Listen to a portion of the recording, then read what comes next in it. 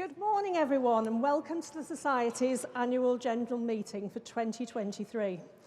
I'd like to take this opportunity to welcome members and thank you for making the time to join us. I know that some of you will have had a very early start, and I really appreciate that. And some people are having to wait there for coffee. Please come and join us when you have that. Those of you online feeling smug because you've only just rolled out of bed, you're going to miss all the festivities later, so you win, you lose.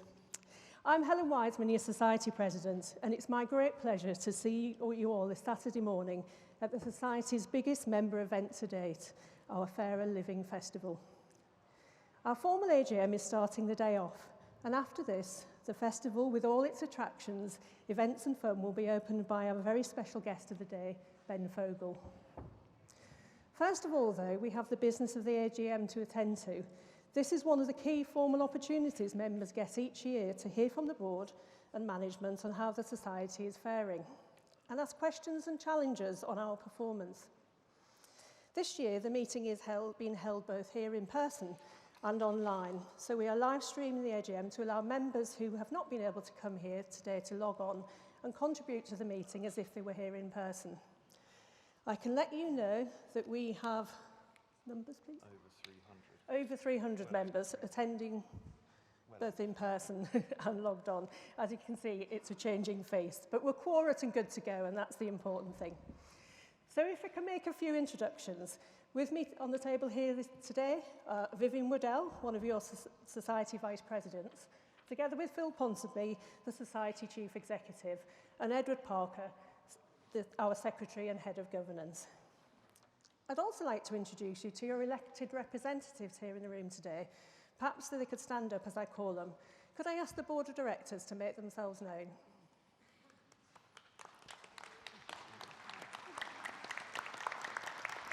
Thank you. And the members of our Member Engagement Committee.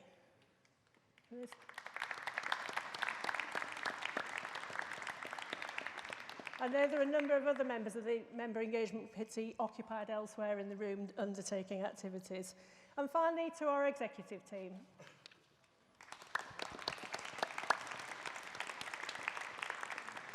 So they are all wearing badges, so it's easy to spot them. And for those of you here in the room today, please do feel free to go up and talk to them throughout the day at the dedicated Meet Your Elected Members area. They'll be happy there to meet you there and answer any questions. So on to some practicalities now. For those of you who've been members of the Society for at least 6 months are eligible to vote. Those of you here in the room, you should have been issued with a white card and a handset to vote at the registration desk. You will see a set of introductions on your seat which explain how the handsets work. But if you have any issues, and perhaps have missed your handset, just raise your hand and one of the colleagues will be able to assist you when we get to the practice voting. For those of you online, we hope that you find our platform easy to use.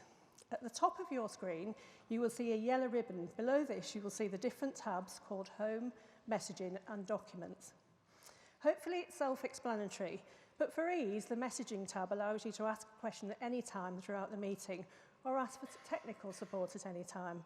And the Documents tab allows you to view your members pack. So when it comes to voting, a voting tab will appear once the voting is open, so don't worry if you can't see it now. If the voting technology fails, we have another couple of goes, and if that still doesn't work, then members in the room will be asked to vote by a show of hands or raising the card. And those of you online will be invited to a short online session on the 17th of May at 6 p.m. to vote on the various resolutions being proposed today. Hopefully it's not something that we'll need to do, but we felt it worth mentioning in advance just in case. So whether you're online or here in person, we really want you to feel that today has been worth your while. We've spent a lot of time planning what we hope will be an informative and enjoyable meeting, where you'll be able to participate, contribute and ask questions, find more about the Society. So let's hope that together we can achieve this. And after all of this, we have the festival to enjoy after the more formal meeting. And I hope that, like me, you were absolutely blown away when you walked in here today. And I'm sure when you have the opportunity to hear the rest of the activities going on, you'll find this a very enjoyable day.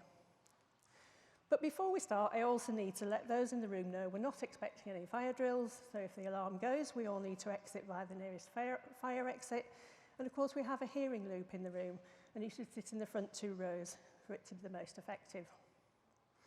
So with that all covered, we can start properly.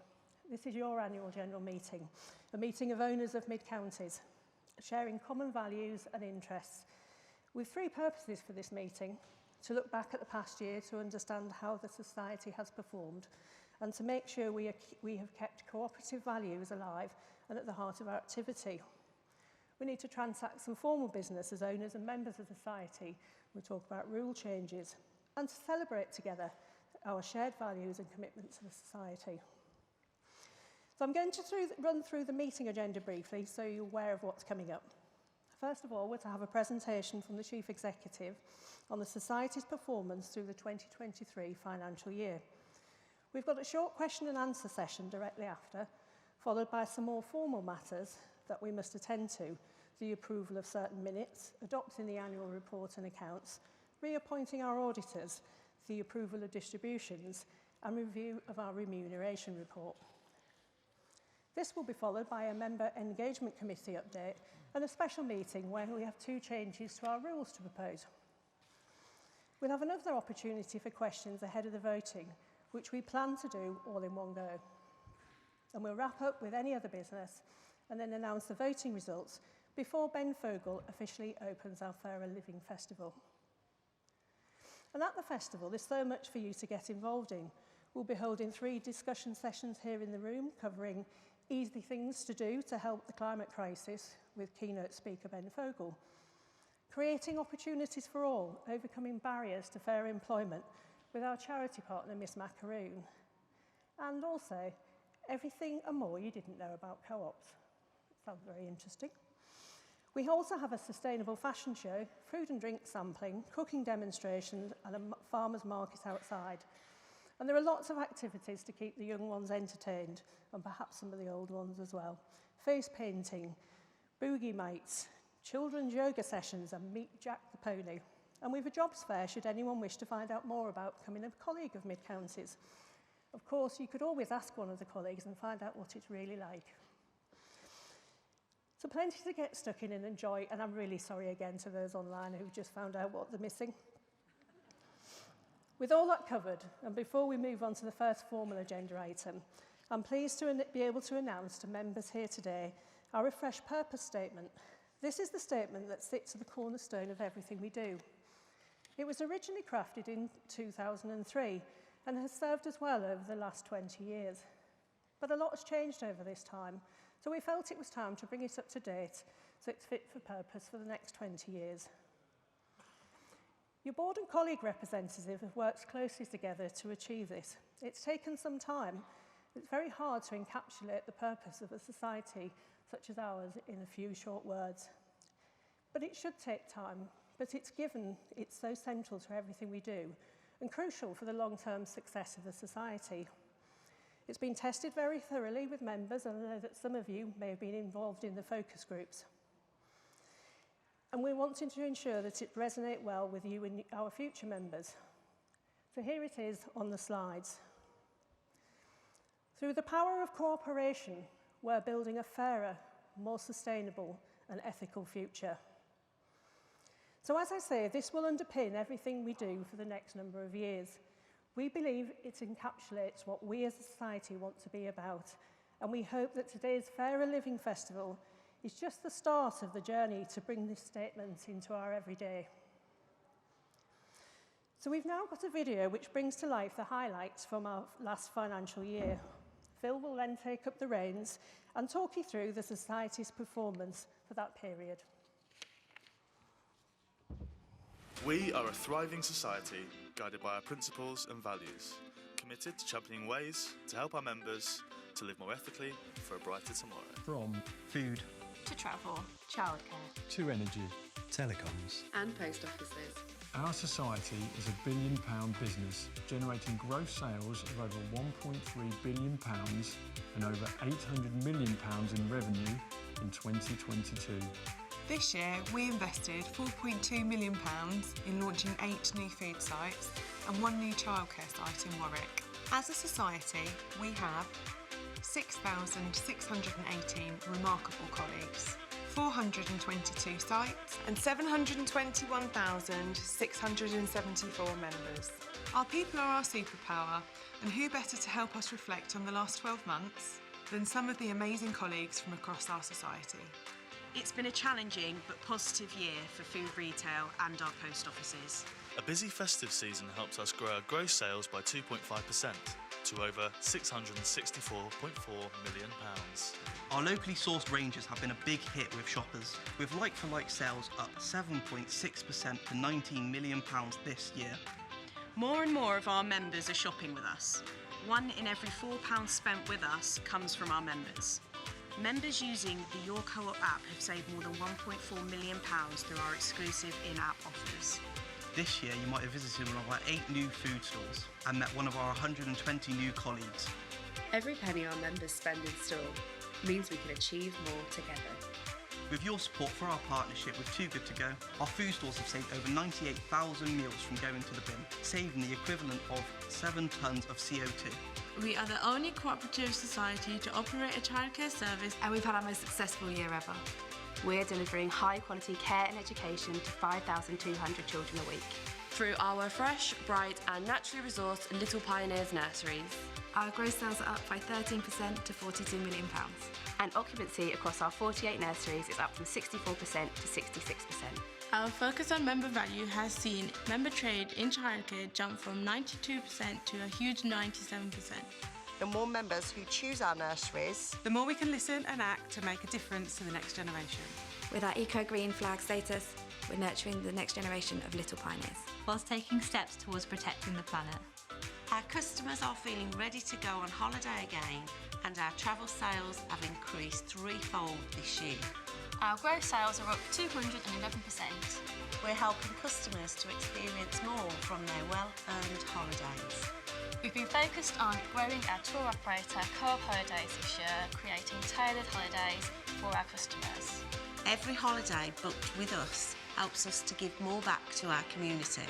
Supporting causes like Go Beyond, a charity that arranges holidays for young people with challenges in their everyday lives. This year, our customers have helped 760 children to have a break free of charge. We're the only cooperative utilities provider in the UK offering broadband and mobile, renewable energy and business solutions for other co-ops and socially responsible businesses, offering fairer, more sustainable and ethical choices.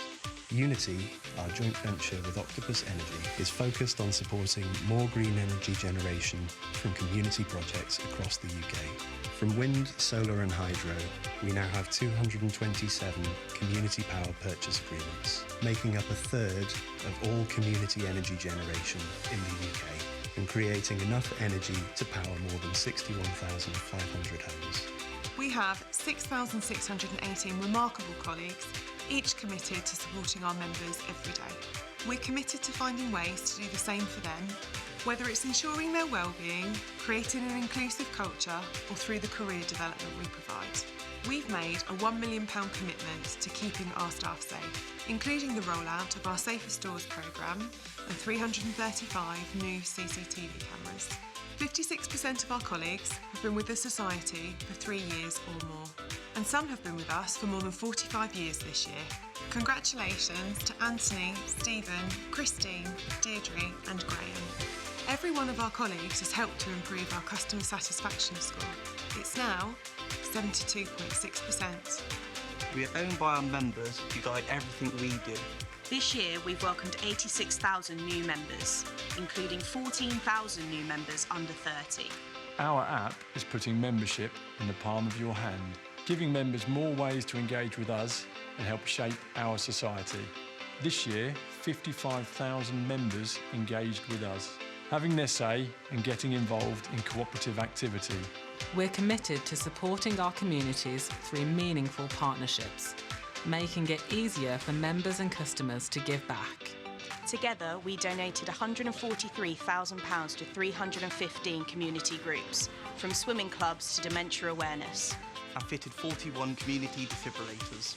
this year colleagues have donated 19,700 hours of their time. And together with our members and shoppers, we raised £20,000 for our food bank fund. giving 61 local food banks more ways to support the most vulnerable members of our community. Since 2019, we've cut greenhouse gas emissions across our operations by 21%, and we're on track to meet our pledge to cut emissions by 50% over the next 5 years. LED lights and efficient fridges have cut energy use across our sites by 8.8%. Saving us an equivalent of 870 tonnes of CO2 or a whopping £1.2 million in energy costs. We've waved goodbye to single-use plastic in stores. All Co-op own brand packaging is now recyclable, and all our carrier bags are compostable. We're stepping up to the challenges of building a fairer future for all and striving to be role models within the cooperative movement. We recently won the EDIE Sustainability Leaders Awards for Energy Project of the Year. We're one of only 4 businesses to achieve a score of 80% or above in the Business and the Community Responsible Business Tracker. And we're working with our local supplier, Miss Macaroon, to transform one of our food stores into a bespoke training site. The programme will provide training and jobs to empower young people facing challenges to transform their lives through work. Our society is based on the values and ethics that have guided cooperatives for 160 years. These will never change. Everything we do is to create trust and deliver on our purpose. With the trust and guidance of our members, we're helping our colleagues to grow, supporting our communities and championing ethical living every day. Through the power of cooperation, we're building a fairer, more sustainable and ethical future.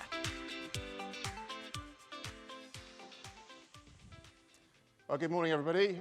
Pleasure to be here in Cheltenham. Now, I know some members have arrived a little bit late, or later, should I say. There are some seats down the front here. If you want to move down the front and get a comfy seat, you'll get a better view of the charts that I'm going to share, and you'll also be probably more accurate with any rotten tomatoes or anything you want to throw at me. But it is a pleasure to be here, and I think the video really does showcase the work that we've done across your society in the last 12 months, but I do want to just help put a bit more colour onto it.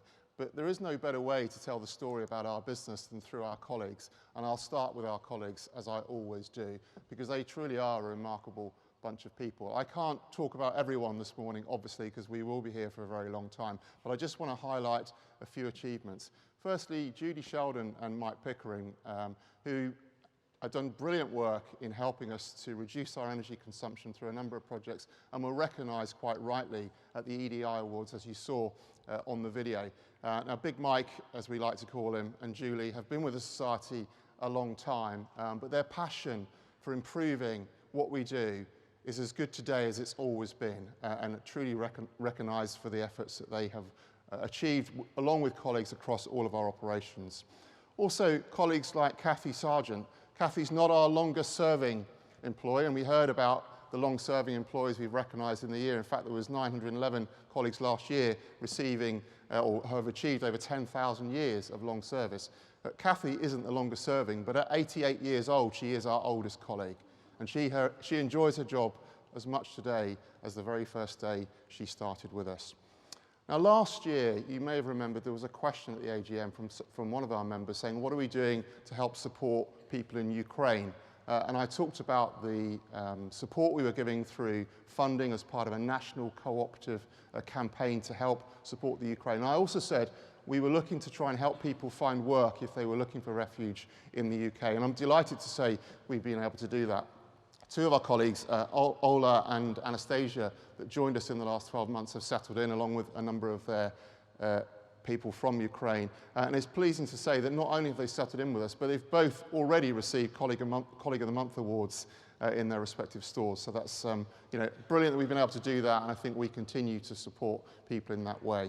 And also important that we continue to develop our young colleagues. And I was delighted in September to join 3 of those young colleagues, Ben, Shannon and Connor, in Paris for the Co-operative Global Innovation Summit. And they were there because they'd won a competition to provide innovative ideas for the Society's future. And so it was great to be able to accompany them to that summit. And Connor O'Neill didn't just come along to the summit, he actually took part. He was on the stage, on a panel, young guy, joined us 3 years ago. He was meant to have stayed for 2 years as part of a work placement scheme on social justice to help us think about how we work with our communities. But he took part in that panel and made me very proud indeed to be there to listen to him. He leaves us next month. He's heading back to London to be with his family, having completed his work with us. And I just wanted to recognise Connor before he does leave, because as I said, he's been a great employee for us over the time, but also he's been with me at every single time I've been to visit one of our community partners. Connor's organised it, he's been there, he's written the scripts, he's made sure I turn up on time. He's really, really worked hard to ensure that we get the most out of those visits. So Connor, can you just come and join me very quickly, Ken?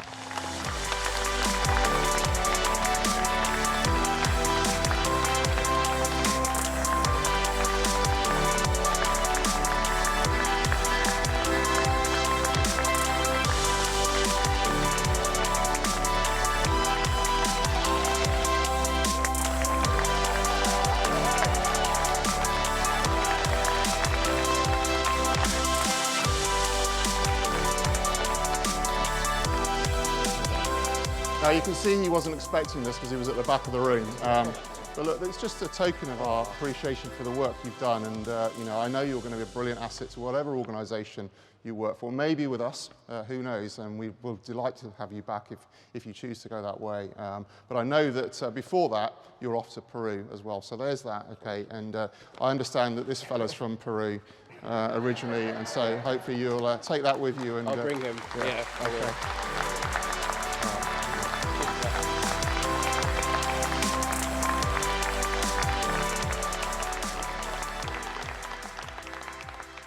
So I hope as members you will agree that our colleagues do a fantastic job for us. They really are remarkable, and many of them are here today. And if you get a chance to speak to them and talk to them about your particular interests or the business they work in, please do take that opportunity. So I'm now going to cover the financial results for the year. I know some of these were highlighted in the video, but I just want to pick out some of them. Before we get into the numbers though, I think we ought to put them into context and really reflect on what a challenging and uncertain landscape we continue to face. Well, I mentioned the conflict in Ukraine. Obviously a terrible event for the people over there, and we've been pleased to help some of them to find work here. But overall, it's having a global impact, as I'm sure you're aware, on commodities and food prices, and all sorts of other ways as well.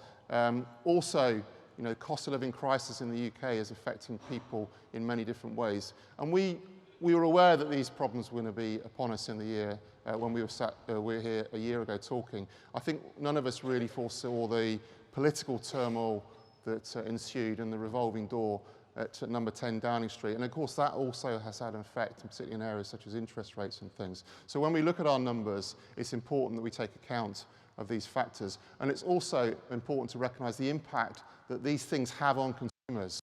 This is a PwC survey that's completed twice a year, and it asks consumers what they're going to be cutting back on due to the cost of living crisis. And as you can see, hopefully from the chart, that most consumers say that they're going to buy fewer things. They're going to cut back on eating out. They're going to certainly try to conserve and reduce energy. But they also say that they will buy cheaper things from the same shops. So they may visit the same shops, but they will look to buy cheaper things. Interestingly for us, and I think you'll see this in the numbers, the one thing they say they're not going to cut back on, or the least thing they're going to cut back on, is holidays. Not going to postpone a holiday or cancel a holiday, which is good news for our holiday business, obviously. And if you want to find out more about that, they're at the back of the room as one of our stands.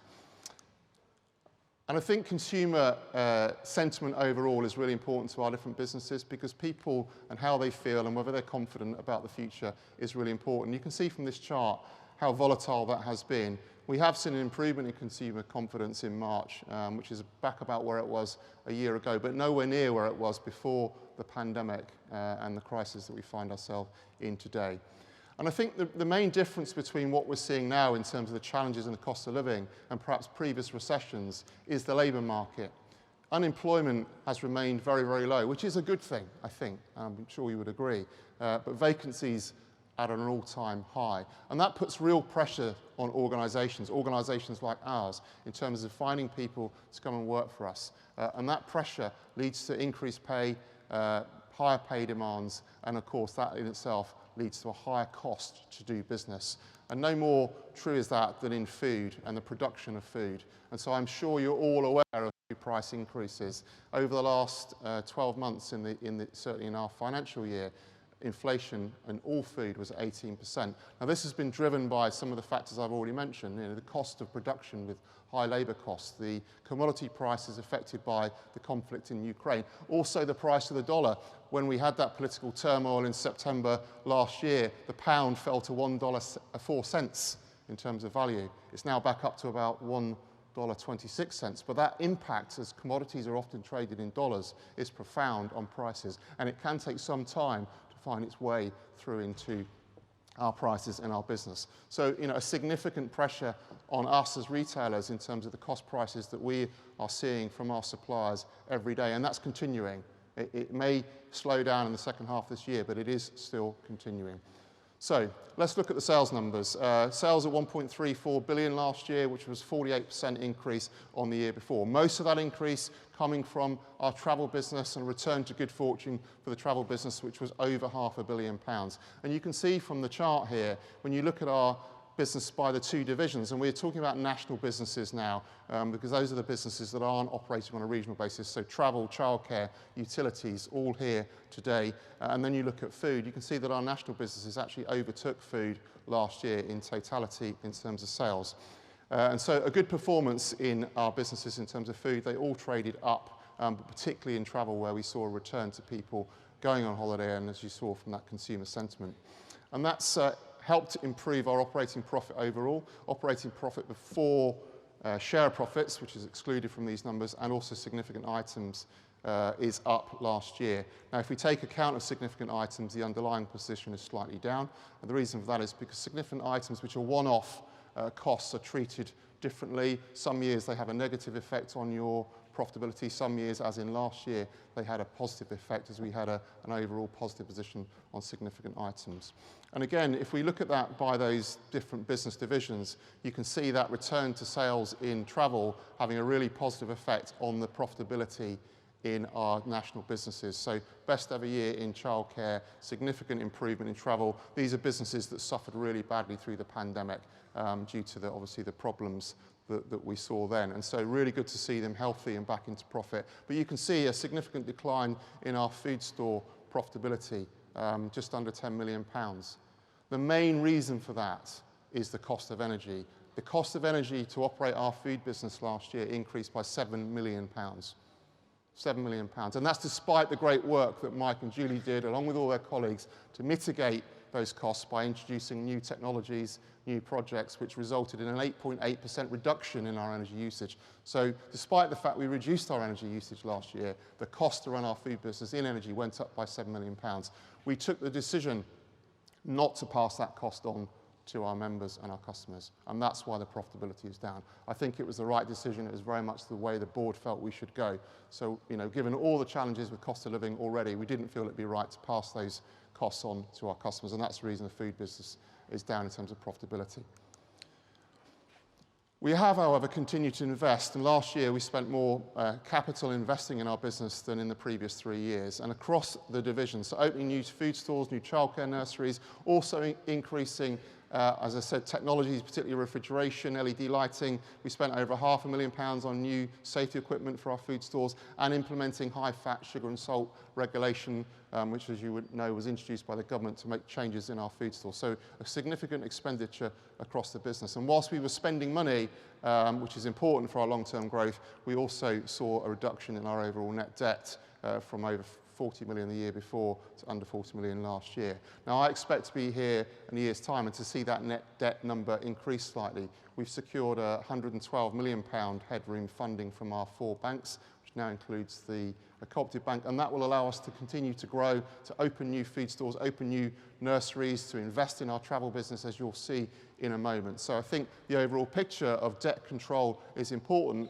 but not at the expense of growth. And so we are in a very good position in order to secure future funding and to move ahead with the investments we want to make. And the effect that has on the overall balance sheet is that we see net assets up last year on the year before, and the pension liability, which is a number we're always very keen to look at, significant reduction in the pension liability. Just as a reminder to members, the Society invests £7 million a year into the pension fund as part of our contribution towards it. But you know, as a cooperative, we're not just looking at the financial results, we also looked at the non-financial areas. It's what we call our steering wheel. It's a really important measure for the board on behalf of you as the members. And we look at this on a year-on-year basis. This is all available in the annual year reports and accounts, but I thought it was important just to highlight some of the reasons that some of the thumbs are down. A thumbs up means that we've improved the position on last year. A thumbs down means that it's worsened, and neither up nor down probably means it's a new measure. But just on the thumbs down, looking at some of these, supporting our communities, this is about volunteering hours. You may have heard in the video that our colleagues volunteered 19,000 hours last year, which is an incredible achievement, but it was actually down on the year before when we saw 25,000 hours volunteered, and some of that included home deliveries during the second part of the pandemic, and that's the reason for that reduction. Being an employer of choice, again in the video, quoted 56% of our colleagues have worked for us for more than 3 years. Last year that was 59%. So a slight reduction. It is concerning to us. I think it reflects the high number of, or the low unemployment and the high number of vacancies out there, so it's something we're looking at quite carefully. Another area is in terms of reducing complaints. We had 3,100 complaints last year. That compares to 2,800 the year before. Not a significant change, so not something we're worried about. And importantly, we also had 32,000 compliments. So 10 times as many compliments as complaints, and that's the measure that really interests me. In terms of trading responsibility and reducing waste, they're one of the same thing, affected by waste in our food stores. We reduced waste in our food store by 9% last year, but the year before we reduced waste by 11%, and that's the reason those two thumbs are down. So not a significant challenge, but in an area where we continue to work. So let's just look ahead at what our strategic priorities are. We talk about 3 core areas of activity. How do we get more from what we already have, from our existing stores and operations, digital services, etc.? How do we grow scale for a long time through investment in new locations, new stores, new technologies? And whilst doing that, how do we ensure we continue to deliver our co-op difference? And just a few highlights. So last year, as you heard on the film, we opened 9 new stores, 8 new food stores and 1 nursery at Warwick, which is fantastic, and a number of them here in Gloucestershire as well, I'm pleased to say. But looking ahead, we've got a healthy pipeline. We have 21 confirmed sites and 18 in progress, so there are more and more new stores to come across our geographical trading area, which is really important. As you can see from the photo, some of them opened in the middle of the snow season this year as well. So well done to all the colleagues involved in getting those sites open, and it's great to see the number of new stores coming forward. And this is really important, and the reason this is really important is because it is transforming our business, and I'll highlight this now. So in the last 5 years, we've opened 32 new stores. At the same time, we've exited 28. So not a significant increase in the overall number, but the 32 stores that we have opened in the last 5 years will deliver us £3.5 million of EBITDA profitability this year.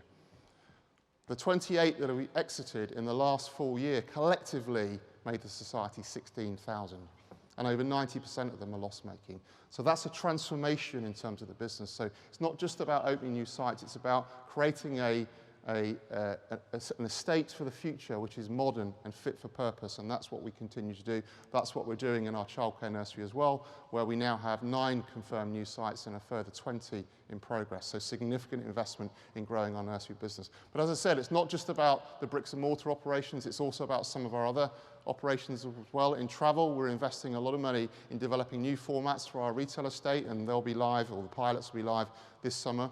There's a new Co-op Holidays website launching later this year, where you'll be able to book holidays, regardless of where you are or where you live, you'll be able to go online and book. Really important. We've also increased the number of virtual travel agents, and so you can access our experts for longer times of the day and into weekends as well, and new agency management systems which helps our travel agents to do a better job when finding and booking holidays for you. So significant investment in our travel business as well, and as I said, please do take the time to visit the stand and talk to them about any holiday requirements you may have for the summer ahead. Sarah said I had to mention that, so that's the plug-in. But in terms of other areas of digital development as well, so in our utilities business, utilities has been quite flat in the last year. There's been lots of reasons for that. Obviously, the whole energy crisis has meant, no one's switching. We can't provide fixed price tariffs in the marketplace. The transformation from old copper landlines to super fast broadband and fibre. It's changing the way people want to do things. And so we're being really careful about where we put our investment. We're really proud to partner with Fairphone. They're here today, so please go and have a look if you haven't got a Fairphone. We said last year that we were all going to convert to Fairphones, and we all have. And so, you know, an important move for all of us. They've also now developed some noise-cancelling headphones, which you can see over there, which have just got a 5-star rating from The Guardian, so they're obviously very good. So if you want to go and find out all about that, please do go over there. But in terms of our utilities business, we're also developing the partnership with Octopus.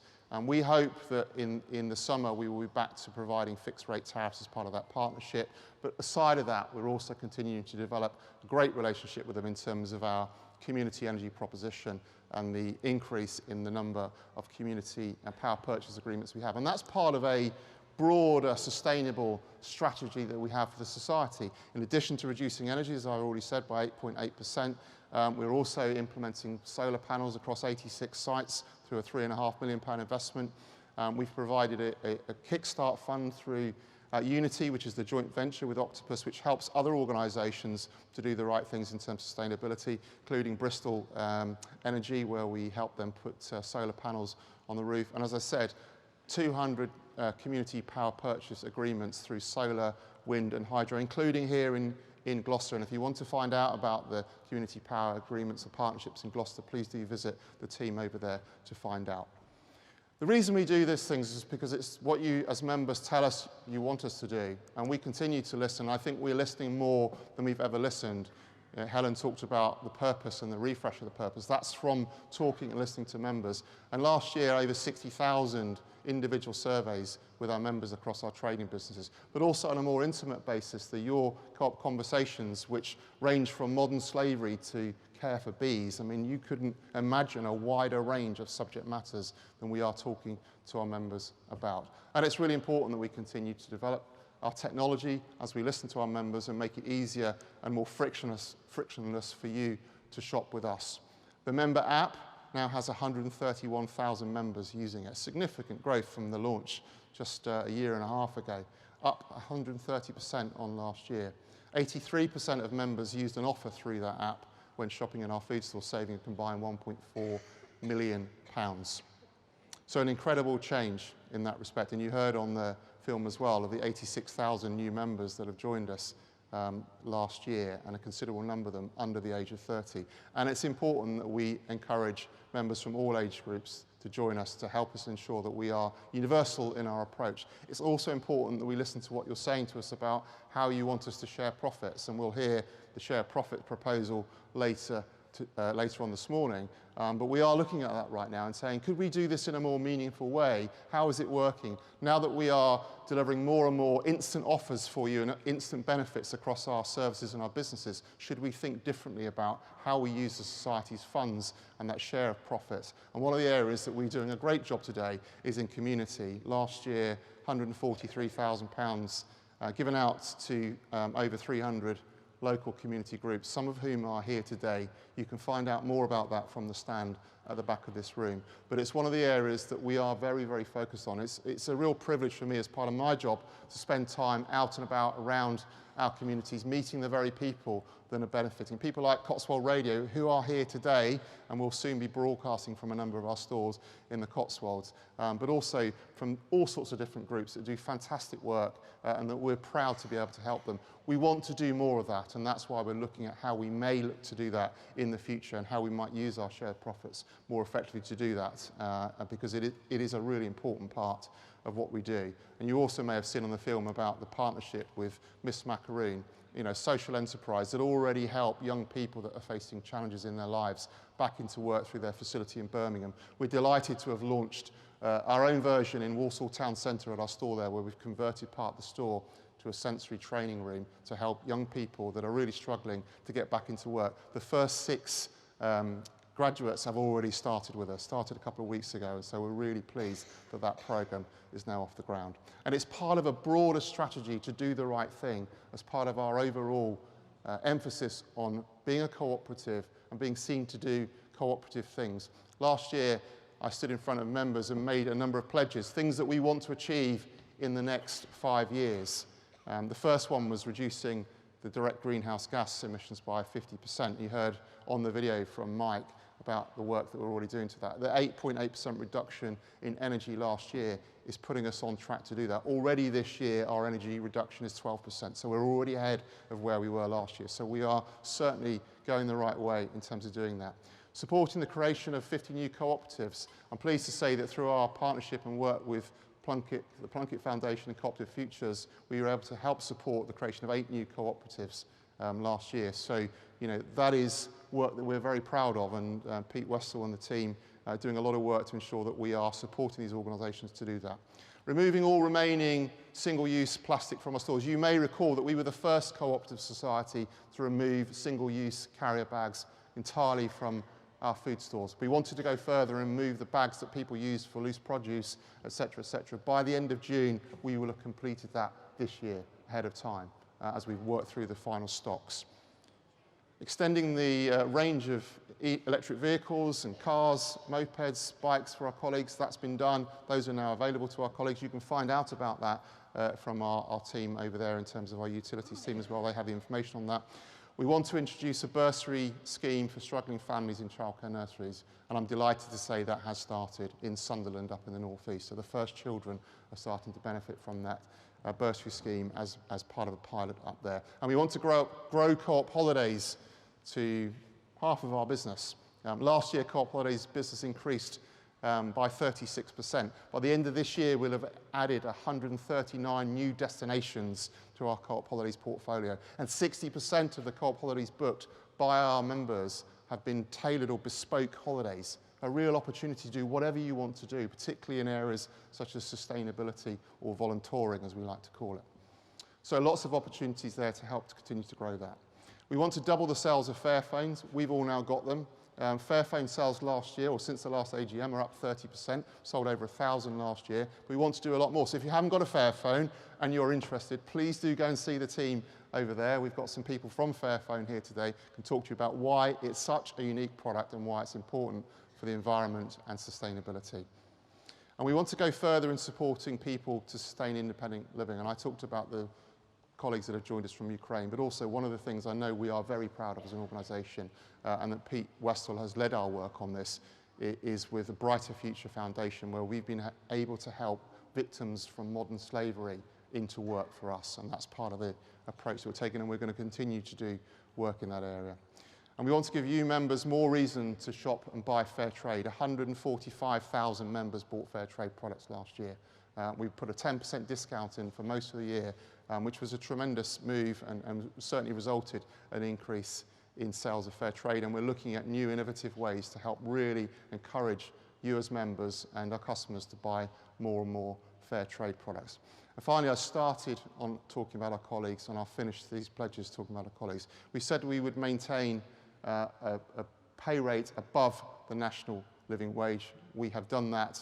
We've agreed new rates with the trade union for this year. That will see over half of our colleagues get increases of 9.45% on average this year. So we will continue to maintain that pledge, and it's certainly all the time that I'm CEO, it's something we will ensure that we continue to do. So that's just an update on those pledges. As I said last year, they were about a 5-year programme, but I think we're making really good progress, and I'm looking forward to coming back in a year's time to update you on the progress we've made. I think the other thing that's really important about those pledges, that it really does reaffirm our purpose, and that refreshed purpose, that through the power of cooperation, we're building a fairer, more sustainable and ethical future. Thank you very much.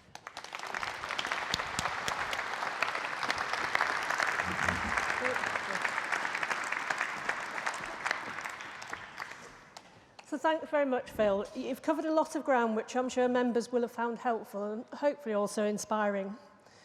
From the board's perspective, I know that directors would most certainly want to echo what you've said about our brilliant colleagues. So we've got the opportunity now for questions from members on Phil's Chief Executive presentation and our performance from the last year. There'll be the opportunity for more general questions later in the meeting, but we'll do our best to cover off as many as we can in the time we have available. I'm going to start by taking questions from members in the room, and then I'm going to pass to Vivian, who will take some of the questions online. The baton will then come back to me, and we'll alternate thus throughout the session, and we'll do that later for the general questions as well. So as a reminder for those of you online, you can ask a question using the messaging tab. I should just note that we've also received a number of questions submitted by members in advance of the meeting, and we'll be contacting those members directly to provide responses to those questions. So now it's open to you. Does anyone wish to ask a question? The gentleman down here. Thank you very much for the presentation. It was very informative. The last point when you talk about your pledges, that's where my interest is. Because last year you pledged to me that you will solve the problem that Co-op created for me, Co-op Energy. Your team did get in touch. They made all the right noises. They gave all the right pledges. None of them have materialized. 8 years ago, Co-op made a terrible mistake, made a bad job of transferring my energies. That has cost me, to this day, more than £5,000. You promised me that you will solve this problem. Your team have got in touch with me. They have made all the right noises. They've created a lot of red herrings. Nothing has happened. So, can I ask you to include in your pledges a pledge to keep your pledges, please? I think actually what I pledged to you is that we would, after the meeting, we would find out what the actual details of the problem was. I know that we did that. I know that we've had quite a few conversations with you as a result of that. I know that we've made an offer to you in terms of some compensation as a gesture of goodwill. I know that that's something that you know, that's not settled it yet. So I appreciate the fact it's not settled for you, but I think the pledge I made was that we would find out what the problem was, we'd go through it in detail, and we'd look to see whether we could find a solution. That's what we did. I'm more than happy for a member of the team here to talk to you again about that, but I am aware that there's been some ongoing dialogue and we've not reached a solution at this stage. So, I mean, my pledge would always be, you know, as members, we want to talk to you about your individual challenges and problems and get into the detail. I don't know the full detail of these things, and I think I said that last year, but we will always talk to you and keep talking to you. But there is a limit to what we can do for either individuals or groups of individuals, because we have a responsibility to the entire membership. And so when it comes to financial matters, we've always got to be careful about how we deal with that. And I think, you know, that's a balance, and I appreciate that. And I appreciate that for you personally, we may not have come up with the answer that you want. But I think it's important that we are careful about how we do these things. Excellent. Any other questions? We've got a lady down here and we've got several over here. Yeah. No? Right, this lady here is next. I'm really glad to hear that you are doing more travel. I have used Co-op Travel in Cheltenham and I found the staff very helpful. But when I get emails, it's always about flying places, and I don't see any tours that are offered which are rail, which most of Europe is accessible by rail at very reasonable cost. Is this something that Co-op are looking to offer in the future?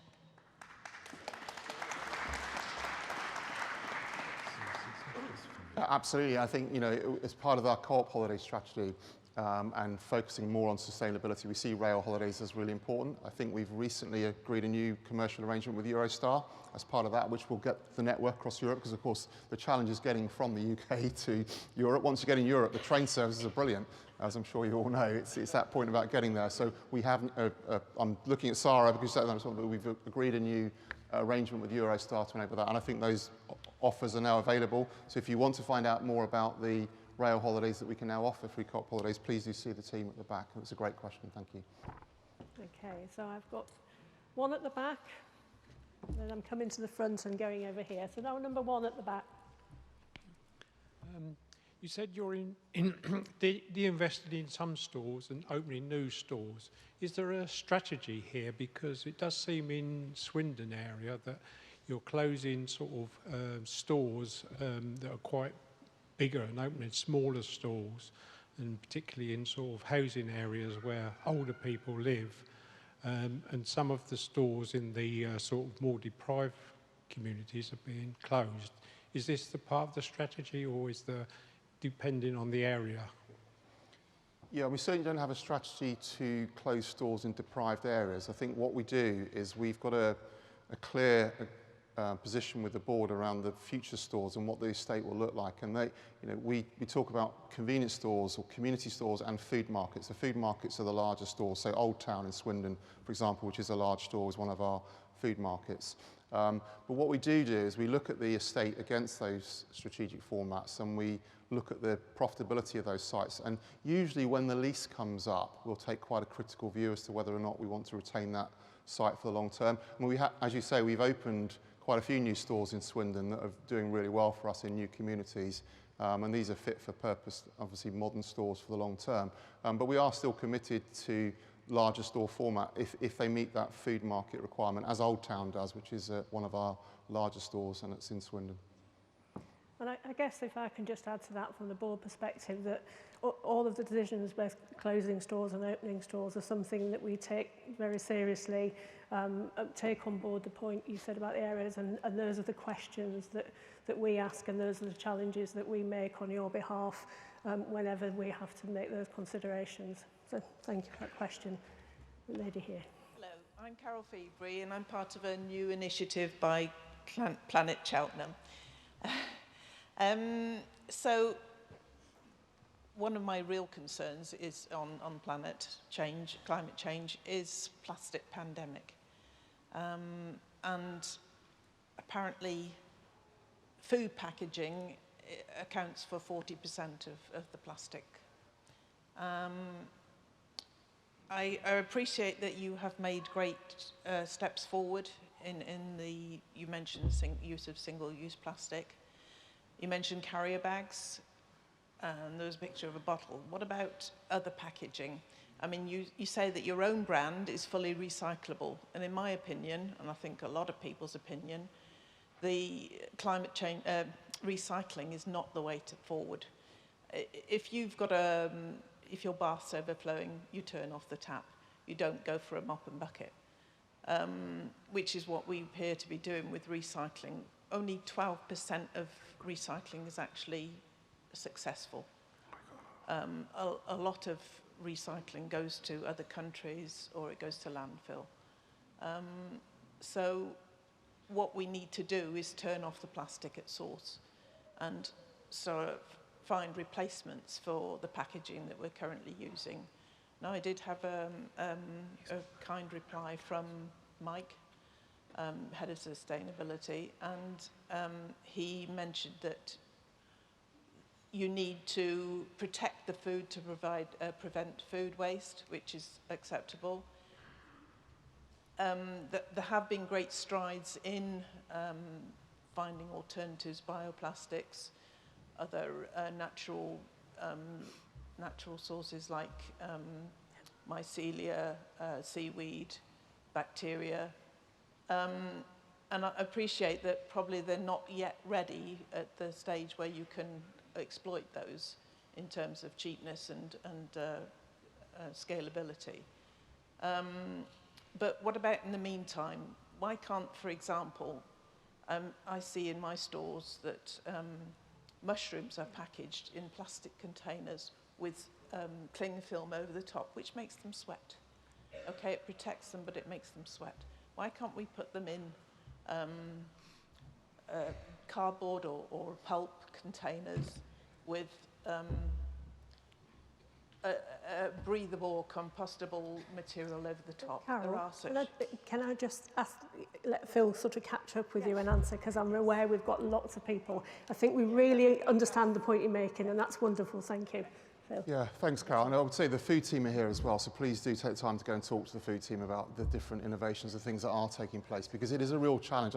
No one I speak to wants plastic packaging on food, but the reality is, as you mentioned, transporting food is a difficult process, particularly if it's been transported for quite some distance and in refrigerated vehicles. And so protecting the product from the cold or from the challenge of actually moving it across miles is part of the reason there's packaging is used today. But I think there are, as you've mentioned, lots of new technologies in play to help reduce the plastic in packaging.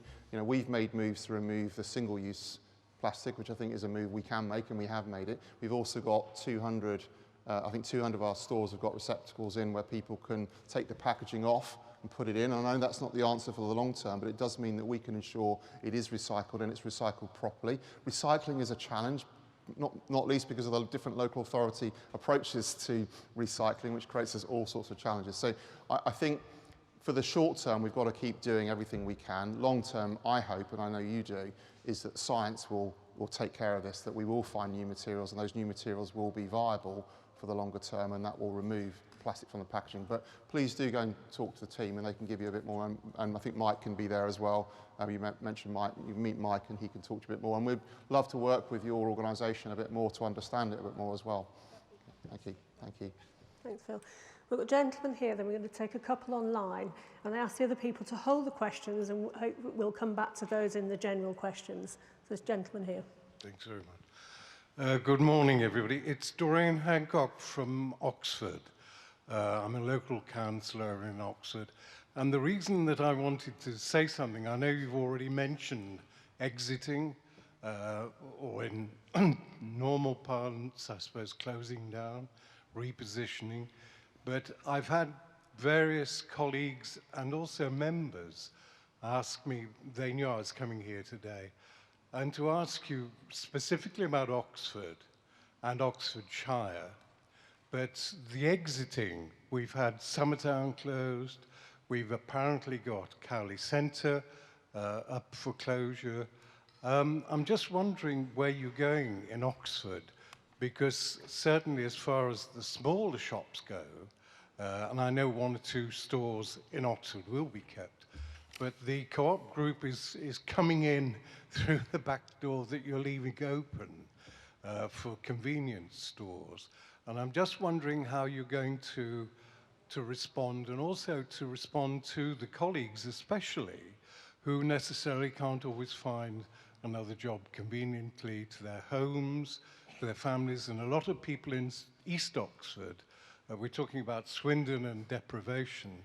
There are people in East Oxford who are also deprived, with children in where I come from, Littlemore, some of the worst 20% deprivation for child poverty in the UK. What's your response to that? I'd really like to hear that. Thank you very much. Certainly, I mean, Oxford and Oxfordshire is an important location for us, both in terms of the city and the county. We're committed to it. It's one of our heartland counties. I think it can be quite difficult in terms of trading. I mean, we opened Botley Food Market a few years ago, which is a brand new food market, 8,000 square foot in Oxford, which was a multi-million-pound investment made by the Society. We've invested in a number of the sites in Oxford to improve them. I think Ifley Road was one. I think a few others as well. My colleagues in food can give me more details in terms of exactly where the sites are. So I think overall we are investing, but we are also making decisions around stores that come up to the end of their lease. And you mentioned Somerton. That was one of those stores. It was a former supermarket on the high street. People don't visit high streets in the way they used to do food shopping. You know, the lease was up. It was losing money. It wouldn't be in a good use of members' money to sign up to a new 20-year lease on a store that was losing money. And they're difficult decisions, and they affect colleagues and our communities, and the board don't take those decisions lightly, but they are important decisions for the Society overall, and I think I illustrated that in the chart. So we do look at the sites on that basis, and we are working on a number of new opportunities and locations in Oxford and Oxfordshire. So it's not certainly something we're not withdrawing or retreating from Oxford or Oxfordshire. I know where the Co-op group have opened a couple of sites. One's a franchise on the university. They're certainly not filling a gap that we're leaving. I think they are opening some, but I would expect that we will continue to have the bigger presence in Oxford for many years to come. Thanks, Phil. So I'm going to go online. My red timer is flashing at me, so we're going to make these as quick as possible. Thanks, Vivian. Good morning.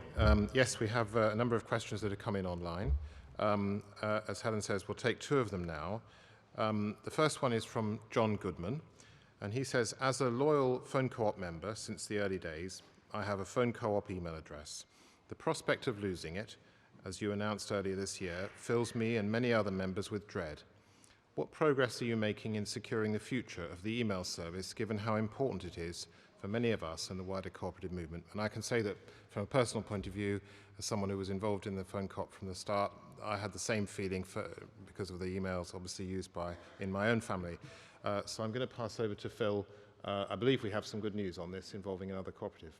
Yes, I understand we have now completed that arrangement for a provider of the email service, so that service will continue. Our members are going to get details on that in the next few weeks.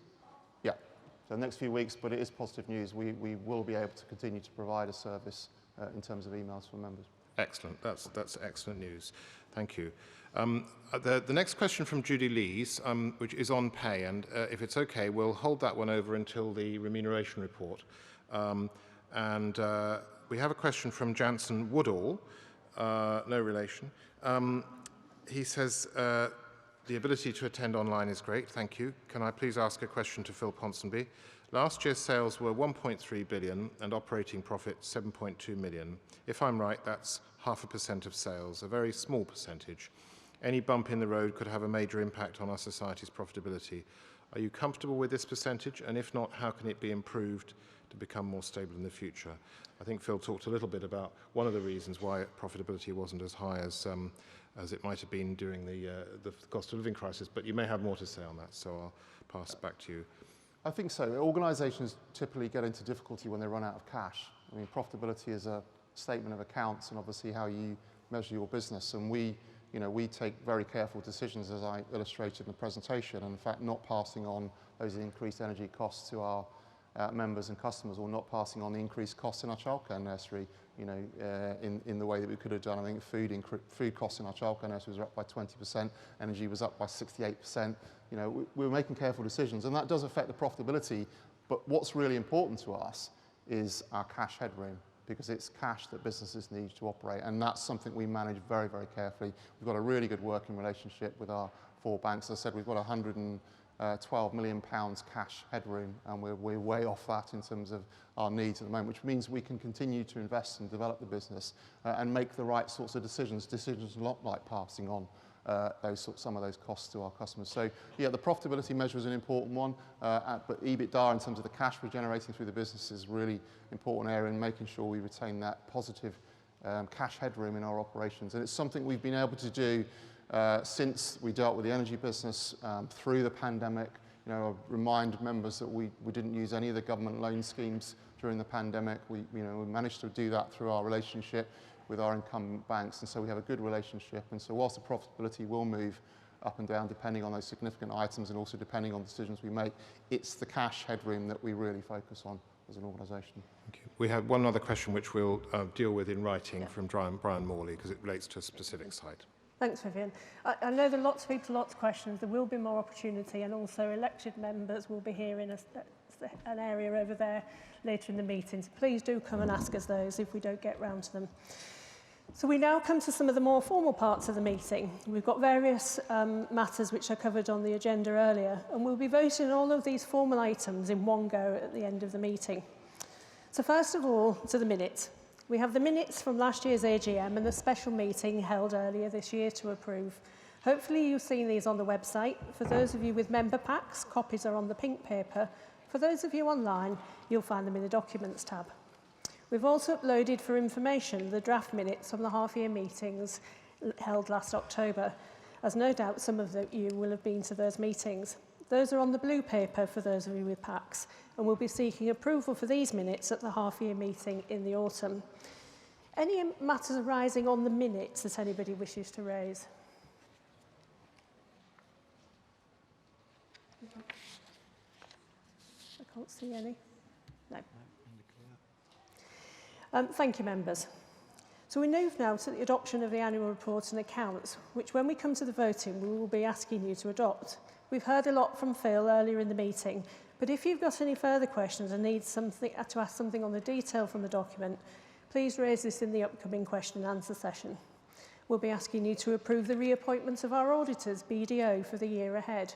Our auditor, Laurie Hannett, has joined the meeting online, so can answer any audit-related questions you may wish to raise. Our next formal item is the approval of our distributions, and Peter Kelly, our Chief Financial Officer, will present the details to you. Peter.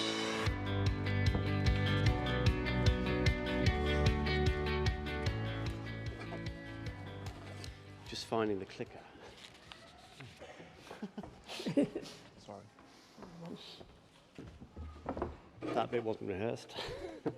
Good morning. It's my pleasure to present your board's recommended distributions for approval. I'll run through the detail of the proposal shortly, and then there'll be an opportunity for members to ask questions prior to voting on the proposal. There are 6 elements of distributions that members need to approve, and these are shown on the slide. First, membership development is the support provided to develop membership and allow members to effectively engage with the society. Second is our funding and support of our communities. Third is in support of the promotion of the cooperative model. Fourth is our campaigns fund, which comprises donations to local and national campaigns. Fifth is our colleague dividend, recognising the contribution of colleague members. Finally, share of profits, the payment due to members in relation to the trade throughout the year. I'll now talk through each element in turn. Membership development. This slide provides the breakdown of the expenditure to be approved.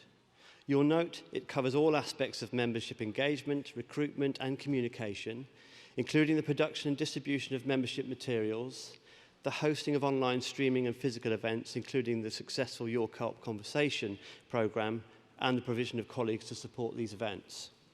The Member Engagement Committee, or MEC, plays a full part in monitoring and reviewing these activities on behalf of the board and members. The proposed distribution expenditure for the year ahead is 1.041 million, although with unutilised amounts available from the last year, the requested approval is for £862,000. Next is community support. Again, this slide provides the breakdown of the distribution relating to community support. This provides support to our regional communities' activities, helps over 100 charities, including Mind, and facilitates the great work we and our partners do that you will have heard Phil talking about earlier today. It also facilitates our work with Young Co-operators Network, encouraging young members to engage with your society and develop tomorrow's co-operators.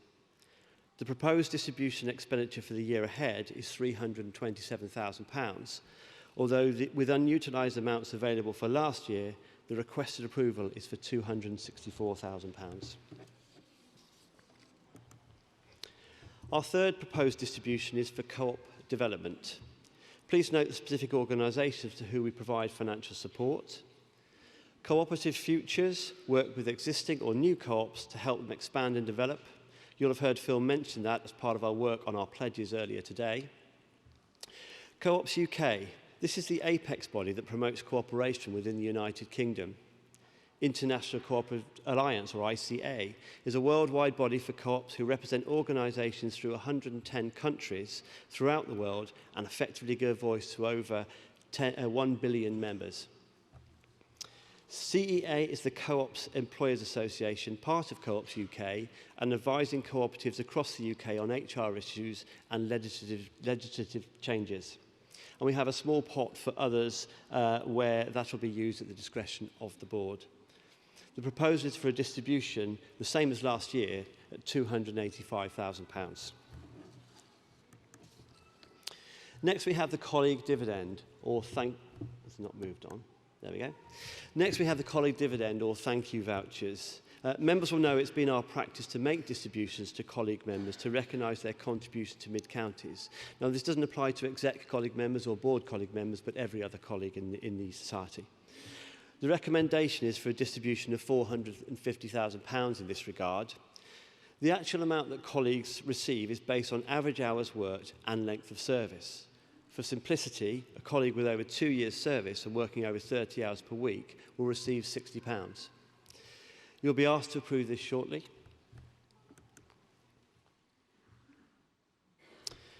Our final distribution for approval is share of profits. Profitability in 2022-23, as Phil has noted, has been significantly impacted by a sharp increase in inflation, soaring energy prices, and our work to shield members and customers from the impact. However, your board believes this should not deflect from the fact that members have traded with the society in good faith on the understanding that they were accumulating points with the prospect of a share of profits payment. Given the above, your board believes it is appropriate to recommend a distribution of 0.5 pence per point, totalling £1.35 million. This is the same rate as in previous years and is shown on the slide. So in summary, the distributions you will be shortly asked to approve total 3.236 million, so that includes the total of 1.921 million and the share of profits distribution. In all cases, these distributions track very closely to those agreed last year. Thank you, and I'll now hand you back to your President. Thanks, Peter. Just want to add in there, I think in the clicking of the slide, we click through the campaigns fund. So there will also be a proposal under the distributions for 60,000 for the campaigns funds, detail of which can be found in the pack. So we now come to the Society's remuneration report. As part of good governance, it's appropriate that members have the opportunity to endorse the Society's remuneration report, which you can find in the annual report accounts on pages 57 to 72. The report covers the remuneration policies and practices for the Society's directors and its executive management team. Ellie Boyle is our chair of the Remuneration Committee, and it's appropriate that she makes a few remarks, so I'd like to hand over to Ellie.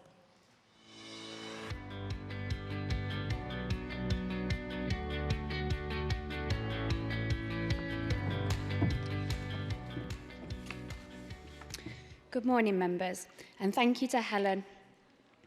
I've just some brief words to introduce the remuneration report to you all. First of all, to note the report is very detailed. It follows the best practice disclosure requirements set out by government. We think that's the right approach, to be open and transparent as possible on what we know can be a sensitive subject. Second, it's probably simplest to describe the role of the Remuneration Committee as making sure that every society's remuneration policy for the executive is fair and equitable in light of our cooperative values and principles. That's the committee's key task. But the committee also has a broader, high-level oversight role on the reward strategy for all colleagues. Then, on executive pay, it is helpful just to summarise how the policy translates into practice. In essence, we pay salaries around the median level, but the bonus and other incentive arrangements for members on the executive are significantly less than found among our competitors. So overall, the total pay they receive is also significantly less. You will see this summarised on the slide, and you'll find the detail in the report itself. Thank you, members. There'll be the opportunity for questions later on, and so now back to you, Helen. So we've now got a short video with an update from the Member Engagement Committee.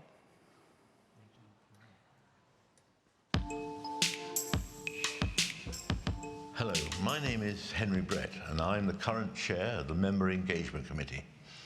Hi everyone, my name is Imogen and I'm the Vice Chair of the committee. It's been our pleasure over the last year to work with other committee members to represent you, our members, and to always ensure that your views are always present in the room. I'm sure you agree with us that due to the current cost of living crisis, it's never been more important as a member-owned organisation to ensure that we're reflecting the challenges faced by everyone and continuing to support our members. By way of a reminder, the committee is responsible for influencing and reviewing the member engagement strategy set by the board and being implemented by management within the society, working closely with the society's membership team and the board. It operates within a strategic direction established and agreed, and it is directly accountable to the board. Members of the committee also act as approvers for the Society's Community Fund. The committee is made up of 9 members of the Society, elected from the Society's membership, 3 young elected members and 2 members of the board. I'd like to talk about how the dynamics of the Member Engagement Committee have been positively impacted by the election of younger member representatives to the committee. It's long been recognised that we are challenged with a more mature demographic of our membership, no different, I hasten to add, than many other cooperative societies. By the board changing the rules and the terms of reference for the committee, we have now recognised 3 places for members under 30. All these places were filled in last year's elections and we hope this will continue. As a result, we've had better representation on the committee. This means that discussions in the meetings have been more balanced and that the decisions we make reflect the diversity of all our members. Our focus for this year has very much been around member engagement and how we attract new members to join us. This has included the co-op conversations, the range of topics, and reviewing the value of the engagement programme to our members. Opportunities for members to join in with a focus on our younger members. Encouraging members to use their votes. If you want to know more about these, please visit the website looking under member events. You'll find the details there. Equally, we'd love to hear from you about things you'd like to see as part of this. Most recently, we were delighted when we were able to engage in a live environment with members again. We know local members have told us they wanted to hear about things hyper-local to them in the areas they live. And so we have been full supportive of the Co-op Conversations live events that have been introduced. These events give members the opportunity to talk about or be advised on matters important to them, engage with others like-minded people, and also providing opportunities to speak directly to elected members and operational managers. The first of these took place in Swindon in March and was a great success with over 50 attendees on the day. Chaz Townley and Conor O'Neill from the MEC were in attendance, along with Vivian Waddell from the board. The event provided a fantastic forum to those in attendance about how to access services and help locally, as well as enabling questions from members about the Society and our local sites. The year ahead is exciting and we hope to encourage more members to put themselves forward for places on the committee. With new members comes fresh thinking and new ideas, all added continued value. We have also agreed with Helen, the board president, that we will welcome more opportunities to get more involved in shaping the Society's future. If you want to contact the MEC or provide feedback to us, you can do this by contacting the Member Services team via the details on our website. MEC members are here today at the AGM and Fairer Living Festival. We'd love to hear your views and questions, so please come and talk to us at the dedicated meeting area. Thank you, and I hope you enjoy your day. And hope to meet you later. And I'd just like to add my thanks to the committee for their hard work during the year and for that big push there for our Co-op live events. We really look forward to seeing many of you at those over the year. So this brings us to the special meeting. Your board wishes to propose 2 rule changes to members. I'm going to hand over to Edward Parker, the Society's Secretary, who will briefly explain the proposals. Thank you, Edward. Thank you, Helen, and good morning, members. This will be a slight canter through because the flashing light of time is weighing heavy on my shoulders. But as Helen's mentioned, the board has 2 proposals for rule changes it wishes to propose to you today.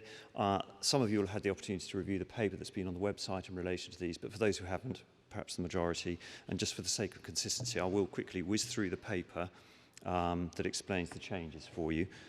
Here they are in summary. So without further ado, let me just go straight in. So first of all, dealing with the first rule change there concerning the member spend threshold for the MEC. So under the Society's rules, a member can only stand for election to the MEC if they have spent at least £250 on Society goods or services in 12 months prior to their nomination. This rate of spend must also be maintained while a member serves on the committee. In 2021, as we've just heard, the board introduced the young member constituency onto the committee. At the time, the board agreed to waive the 250 spend requirement for a 2-year period, given a concern that many young members might find it difficult to have spent £250 with the Society, so would be prevented from standing. During that period, the board has sought the views of the MEC on the level of the spend threshold for the committee and monitored the level of nominations to the committee. Regarding the former, the clear view was that some level of spend threshold should be retained, but that it should be lower than the current £250. And in relation to the second of those, it's difficult to draw any firm conclusions from the 2 elections held without the spend threshold in place as to whether its removal has made a difference, as while 8 young members stood for election in 2021, only 1 stood in 2022. That said, in 2021, it was notable that only 1 of the 8 young members standing had spent over £250 in the preceding year, although most did have at least some level of spend with the Society. So reflecting on all of this, the board reached the view that a spend threshold of £100 was a fair threshold to apply for the MEC, a position the MEC was willing to accept. The board also felt that it was simplest and fairest to apply this revised threshold across the whole of the MEC rather than create two age-related spend categories for the committee. So the board is proposing today to reduce the spend threshold set out in the rules from £250 to £100. You'll see that's a very simple rule change, which I'll come to in a second. Moving on now to the second of the rule changes regarding restrictions on senior management serving on the board.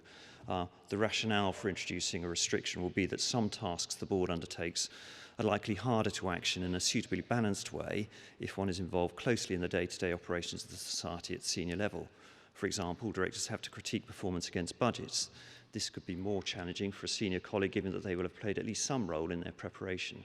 Similarly, sometimes directors must take a distanced view of colleagues. Again, this could be more challenging for a senior colleague if they work closely with those involved.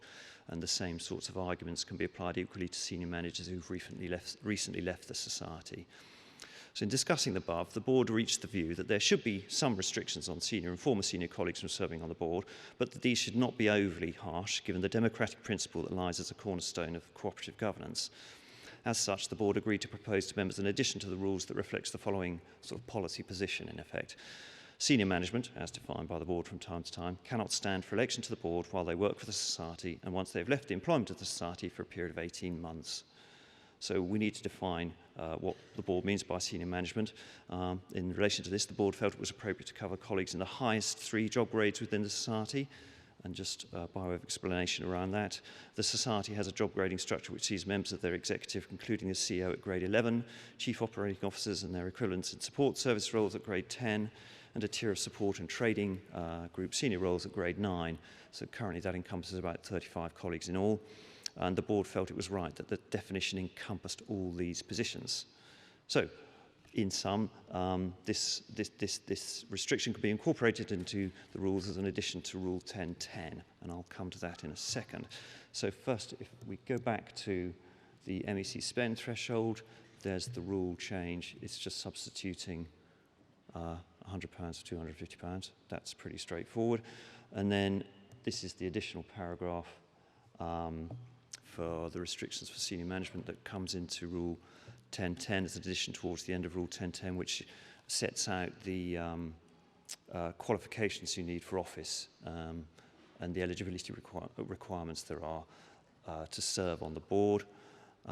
It references Rule 10.2 there, which concerns the number of colleagues who can serve on the board. There we go. A quick counter through. Apologies for that, but hopefully that was clear enough. There'll be an opportunity for questions coming up very shortly. Now you can. Thank you, Edward. So we now have chance for questions on all of the above items that we've rapidly sped through and any other matters that you might wish to raise. It'll be the same process before, answer questions that we've got time for, and I'll start with questions in the room. So if we want to raise our hands, if we have questions, I know there were some people perhaps holding them over from earlier. A little group down here. Okay. Right, so I'll come to this, one of these people here, and then go there, and then there. Okay. Okay. Hello, I'm Amanda Davis from Bourton-on-the-Water. Thank you very much for, over the years, a really responsive service when we've got ideas locally or nationally. For example, during the very hot summer, when we had an issue with disposable barbecues, and straight away you sped into action, got your decision makers together, and within a day or so it was resolved very sensibly. But my question is this: nationally, when I'm reading newspapers, social media, etc., it's nearly always about other major national competitors, big supermarkets. It's never about Mid-Counties Co-op or even the Co-op Society. And I just wonder, when we're doing such great things, why can't we be leading the way as sustainability requires? It's no good just doing good things. It's about telling others that we're leading the way and inspiring others to do similar. So one example that I'd like to thank you for is fridges in our local Co-op store. None of the fridge doors shut, haven't worked for about 4 years, where they reliably shut, all the energy that's wasting. They have recently been fixed. So thank you for responding, but how can we do it more quickly, more responsively, and how can we get the praise out there, the recognition, to inspire others? Thank you. Thanks, Amanda.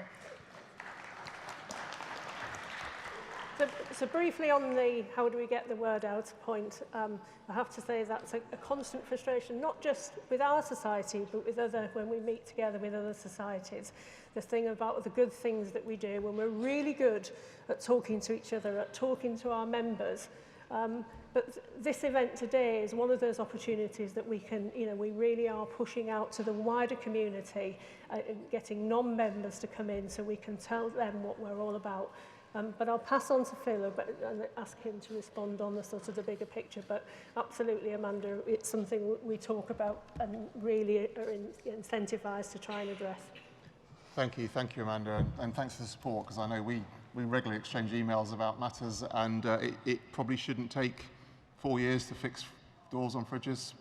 So, that I apologise for that, and I know that Catherine Liddon, who's recently joined us as our Head of Property Services, it's one of the things that she's very keen to improve in terms of our ability to respond and do things, and it's no reflection on the people working in the stores, because often they hit the same brick walls that you've found, and so that's something that she's keen to improve on. I think we need to do more in terms of recognition. I mean, the fact that we were recognised at the EDIE Awards as Energy Project of the Year, and we were up against Lloyds Bank, OVO Energy, some really big organisations. The fact that we were recognised through that, I think, is testament to the fact we can do it, but we do need to do it more. And I think on the ground more, one of the things that we hear a lot is that you're doing all this stuff in the community, but people shopping in our stores don't really hear about it. So Alison Bain is our Chief Marketing Officer, who has worked with the board to develop the new purpose or the refreshed purpose statement. That's next on her list of things to fix, because we recognise we need to do a much better job, and there are some really exciting plans being put in place to do that. And I think I mentioned about looking at how we share our profits and how we look at community funding, etc., etc. I think that's all part of that review. And so, we expect by the half-year members' meeting to be able to talk about some of the things we have already introduced by that point, or are introducing in that respect. Thanks, Phil. Would like to go over there? Thank you. Yes. Hello, this is Gillian Lloyd-Williams. I really do appreciate everything that you do for youngsters, for providing childcare, and for your work with refugees and security of their well-being. Don't forget those of us who are older. We matter too, and we have been loyal members forever.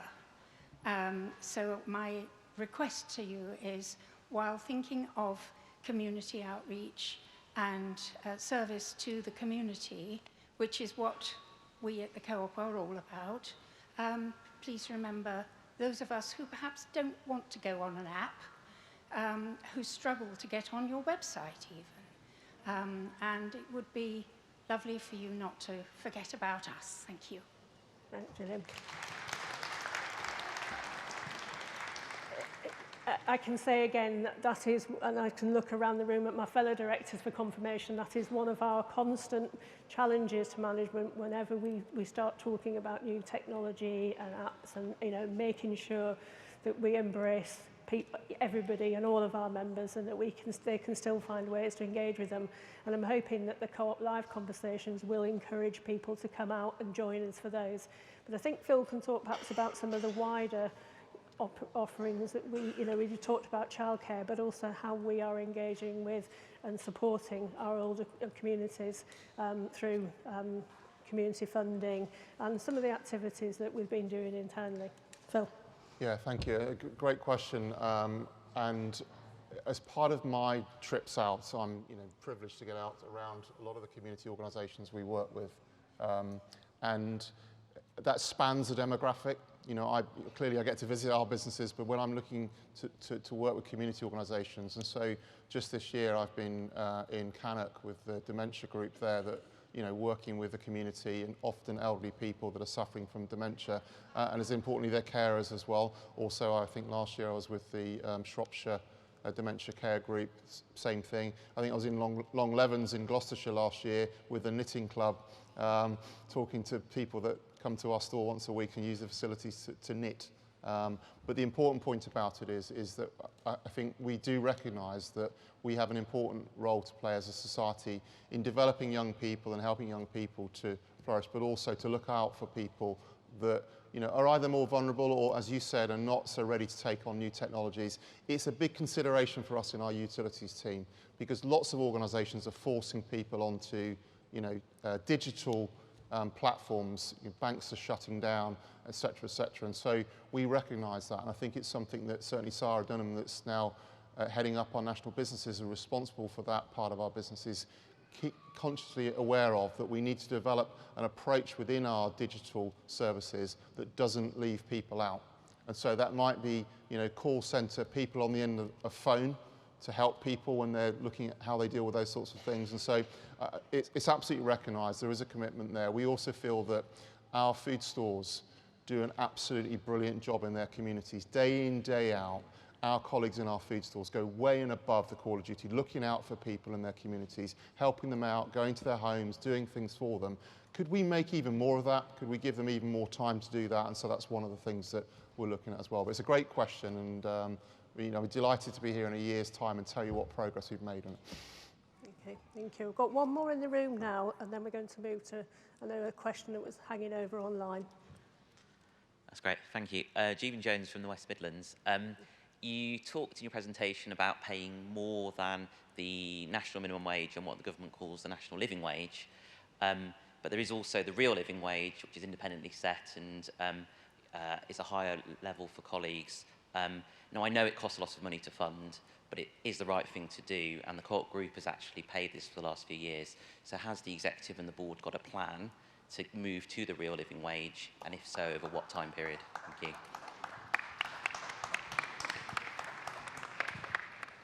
Yeah, certainly there isn't a time period. The board have discussed the ambition around real living wage historically, and certainly the national minimum wage set by government has been in existence now for, I think, 24 years. Last year was the highest single cash increase of that in any year in that 24 years. And so we have an ambition to move towards a real living wage, but at the same time, the national minimum wage has been increased at a much higher rate than it was previously. So we're on a trajectory to pay more. We've made a pledge to maintain pay above that rate, whatever that rate is, but ideally that's where we'd like to get to. But we've got to do, you've seen our numbers, it's got to be affordable, we've got to be sustainable. I think also when you just look at hourly pay, it can be misleading. We pay breaks to our colleagues working in our food stores. A lot of organisations don't. So if you start building those kinds of calculations in, I think you start to look at a different picture. We also made a move earlier this year to significantly increase the discounts we give to our colleagues across the business. I know that's gone really well. We committed to that to June this year. We are currently reviewing that position. I'm hoping that we can give good news on that, but we've got to look at the numbers. So I think pay is important. The board have made a commitment to that ambition, and ideally we will get there, but we can't put a timeline at the moment. Thanks. And I know we've got an online question related to pay, so I'm going to ask Vivian to cover that. It's sort of not all being covered off in that answer, so. Yes, and this may be one that Ellie, as chair of the Remuneration Committee, would like to comment on. This is from Judy Lees. She refers to the cost of living crisis and says, store managers got a pay rise of 4% and no bonus achieved, yet from the accounts it says that colleagues got an average of 10%, and from the accounts we can see that Phil was paid a long-term incentive payment of $85,000. How is this justified? She also asked a second question, which I think perhaps we should take alongside it, but Phil may want to comment on this one. With other retailers in our competitive market paying far superior wage to mid-counties, group included, is there a view to review wages to prevent mass exodus? That's related to the last question from Jeevan Jones. Ellie, do you want to respond at all on the question about comparative pay? Could somebody pop Ellie a microphone? We have a microphone in the room, please. Yeah, it's coming down. Coming down now. Thank you. Ellie. Thanks, Ellie. Thank you. I suppose on comparative pay, what we're trying to do as a REMCO committee is make sure that we benefit all colleagues. So as Phil mentioned, it isn't always just about pay. We've been looking at the other incentives that our colleagues get. So as well as our the colleague discount, we've been looked at maternity and paternity and IVF policies. and procedures. So I think, as Phil mentioned, it's looking at the bigger picture and understanding what people get for working with us. And perhaps, if I can just add to that a couple of other observations. So if you look at page 69 of the annual report, you'll see that colleagues in the year under review, the average for colleagues, the increase was 10.2%, including incentive pay, whereas for the chief executive it was in fact 7.5%. So there are different ways of measuring these things. I appreciate that, but that's, I think, a valid comparison. And it's worth saying that the board is receiving 4% this year, and I think we had nothing last year. So that's no, we did have a small increase last year, but it was less than 4%. And it's also a further point to add to that is that the average for colleagues is also a further 10% in 2023-24. This is obviously linked to the fact that a large number of our colleagues are on the lower levels, and the national living wage has increased by around about 10%, and therefore that we are keeping clear of that. So I hope that helps to answer the question. Okay. Thank you. Any more questions in the room?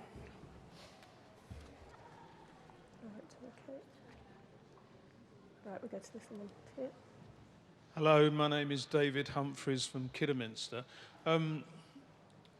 Have you considered providing direct services to older people? I hesitate to call it a market, but it's a growing market. It's not a very ethical market, is it?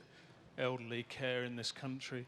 And so perhaps the co-op could, make a start and have an ethical approach to elder care.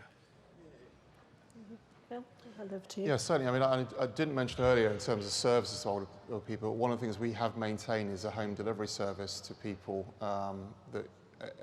that need it, and actually it's not through a digital channel, it's through a call centre. So I think one of the areas where we're looking to be different. In terms of the residential care services, I mean, it's a hugely complex area. I mean, we know from running childcare nurseries that regulated care services are very difficult areas in which to operate. I mean, our nursery team do a brilliant job, but it is highly regulated. The funding is set by government, the regulation is set by government. They don't always line up, and I think that's part of the challenges within the residential care sector. I know that the former West Midlands Co-op, before it was merged with Oxford, Swindon and Gloucester to create Mid-Counties, did actually operate a couple of care homes, and I think there were some challenges in terms of that at the time because of the reasons that I've just given. But, and I think this is the big but, we have a real ambition to see how we can help people live longer, more fruitful lives in their homes. So how can we play a part in helping people to live healthier lives for the long term? And I think that's where we can really make a difference today, whether that's through the location of our stores, whether it's through the food we sell, whether it's the technology we can provide to people's homes to help them be better monitored, etc. So we're certainly focusing on those efforts now. I wouldn't rule it out long term. I think it is an area, social care is an area where cooperatives could play an important part in the future, but the regulation has got to be right in order for them to do that. Okay, thank you. I'm very conscious of time. I think we've got one more online question that we were going to answer now. Yes, this is from Tom Lang, and he says, I certainly welcome the engagement with young cooperators. Will the Society be seeking to engage with Cooperatives UK's Youth Summit in Birmingham this year? And in addition to this, will the rule change on spend be reviewed to see its ongoing effects on young members' ability to engage? I'm looking across at Pete Westall. Pete, would you like to respond on that particular question? Yes. I'll just answer that as yes and yes. I am told we could just say yes and yes, but I'm sure members want to hear more detail. Yes and yes. The National Youth Summit, and we've got Rose Marley, who is Chief Exec of Co-ops UK, in the room today, so go and see Rose afterwards. Delighted to say we've got Ayesha, who looks after our Young People programme. She's on the organisational committee of that National Youth Summit, so yes, we're heavily involved, and yes, Mid-Counties will be a part of it, as you'd expect. Okay, thanks, Peter. I am conscious that there were lots of other hands, but we'll move on, go through the agenda. Please, those people who've got questions, come up and ask them afterwards. And if there are things that are really important that we can share with other members, we'll make sure that we do. So it's a great set of questions, and any individual queries that people have, can I suggest that they ask any of the colleagues in the room on the particular trading activities. So we now move to the voting on the items that we've just covered. We've got a quick practice session first to bring everyone up to speed on how the voting system works, and then we'll move to the formal votes. So just as a reminder, only those who've been a member for at least 6 months are eligible to vote, so that's perhaps a small number of you who won't be voting today. I hope that all of you that can vote take the opportunity to do so. Having your say as a member is such a fundamental part of what our cooperative is all about. And that's in fact what any cooperative society is all about. And we always hope that members feel encouraged to vote. We don't know how you vote, which is really important. So please don't hold back. And if you have a technical issue with the system, please either raise your hand if you're in the room, or if you're online, get in touch via the messaging system. So we can move to the practice vote. Hopefully those of you in the room have a machine you can use. You'll see on the screens that we're asking, have you attended a Your Co-op conversation? These are the online events we're holding through the year on subjects that you, our members, have told us that you'd like to discuss and debate. Here's the voting slide. Those members who are online, you should have received a notification to let you know the voting is now open. So simply click your answer. Those in the room, please vote using your handset as notified on the handset screen. So if everyone can make the choice now, voting will be open for 20 seconds. So I'll let you know when we're going to be closing the vote. We have to keep the voting open for some time to enable those online, obviously different speeds, etc., to work. So we'll be doing that. So remember, it's have you attended your co-op conversation? And we'll be closing the vote in 3, 2, 1 now. Hopefully that's been straightforward, except I forgot the countdown. So, okay, so we're just making sure that that is cleared for our online members as we've got the go-ahead. So great, thank you, members. We've seen that's worked, so we can now move to the vote on all the formal agenda items. The Secretary will confirm the results of these votes at the end of the meeting. So first of all, to the minutes. On behalf of the Board, I formally propose that the meeting approves the minutes from the 2022 AGM and the 2023 special meeting. For those of you in the room, press 1 to vote for, 2 for against, and 3 for abstain. You can simply change your vote at any time by entering your new choice, and your previous selection will be overwritten. Here's the slide. Please vote now.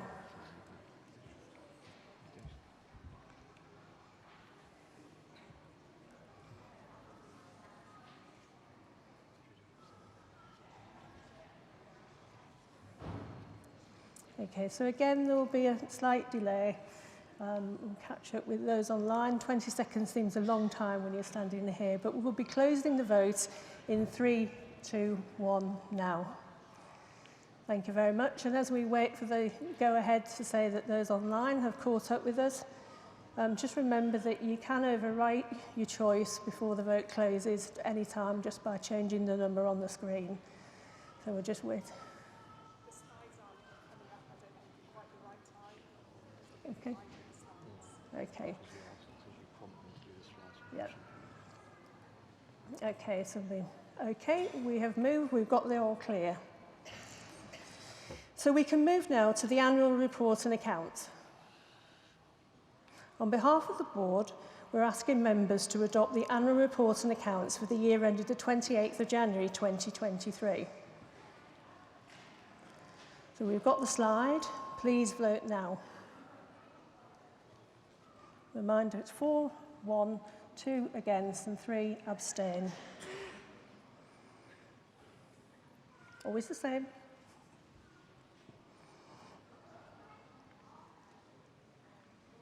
Okay, so we're closing the vote in 3, 2, 1 now.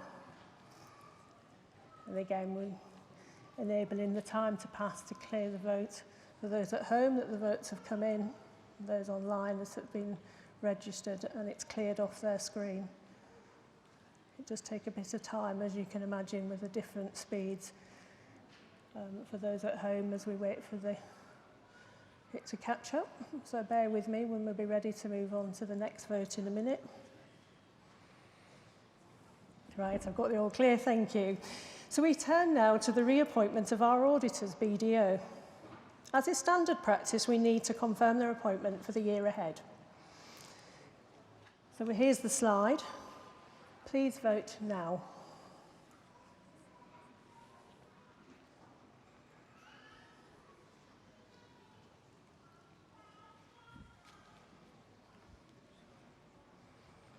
Okay, I'll give you the countdown in a minute. So we'll be closing the vote in 3, 2, 1, now.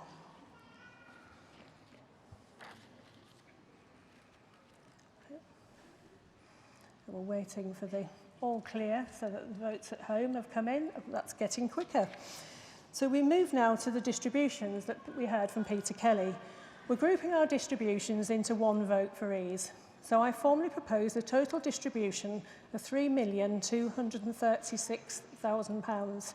This covers the share of profits distribution of £1,315,000 and other distributions totaling £1,921,000, as referred to by Peter earlier.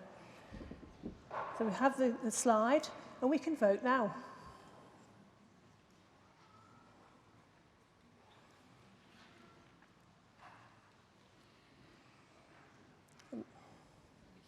Members, remember this is an important part of our membership commitment, voting for the distribution. So closing the vote in 3, 2, 1 now.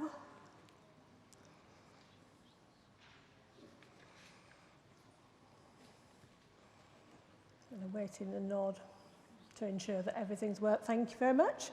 So it now brings us to the vote on the remuneration report. As members, you had an advisory vote on the report, so could I please ask you to cast your vote on the remuneration report? Here's the slide. Please vote now.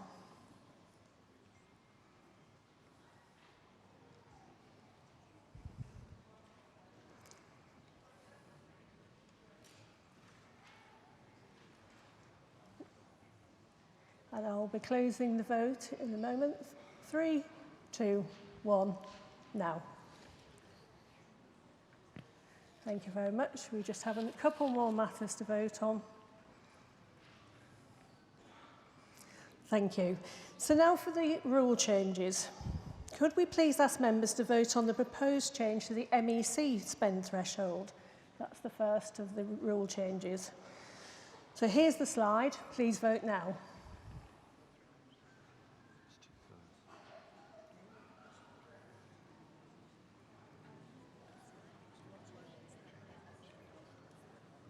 Okay.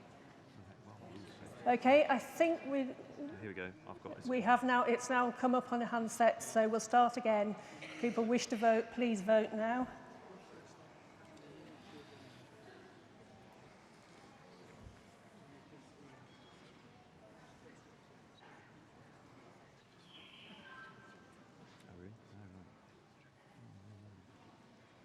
I'm gauging 20 seconds here.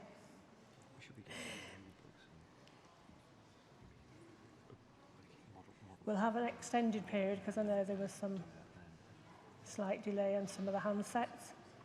But I am going to be closing the vote any second now. So close the vote in 3, 2, 1 now. Thank you. Waiting for one more clearance. We'll get to the last vote. Thank you for bearing with us on this. Great. So last but not least, we're asking you to vote on the restriction of senior and former senior management from serving on the board.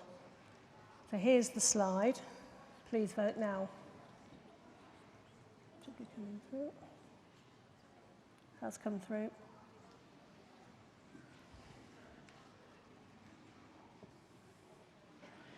I'll be closing the vote in a couple of seconds. So I'll be closing the vote. 3, 2, 1, now. Thank you. Thank you. That concludes the formal voting. So we now come to any other business. Does anyone have anything they wish to raise under this item?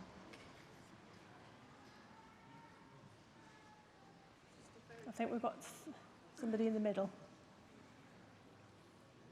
We have, has somebody got a microphone? We have the lady in the middle for any other business.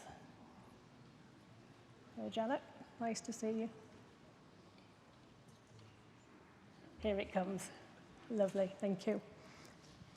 Janet. Thank you. I'm quite happy to receive communication by email and read papers online, but could I request that if we are going to read papers online, they are designed for reading online and are not simply PDFs of artistic creations that would look better and probably are produced on paper. They don't make for easy reading. Skipping the pictures, going around the colours, going down column 1, back to the top of the page to go down column 2. I think you know what I'm saying. Straight prose, straight text, bullet points fine, but that's about it. Thanks, Eric. Have we got the results through? Got the results through? Yeah. Okay. Okay, any other matters of any other business? Sorry. No. We have somebody waving at the back. Future meetings. Last week there was a quite contentious situation nationally where people were expected to produce photographic ID. I came in here this morning quite happily producing my card and I was accepted. I do hope that situation continues. But there's another co-op that meets in Manchester next week and they seem to require photo ID. Do they know something about impersonation that we don't know here? Thank you. I think we'll take that comment as is. Lovely, thank you.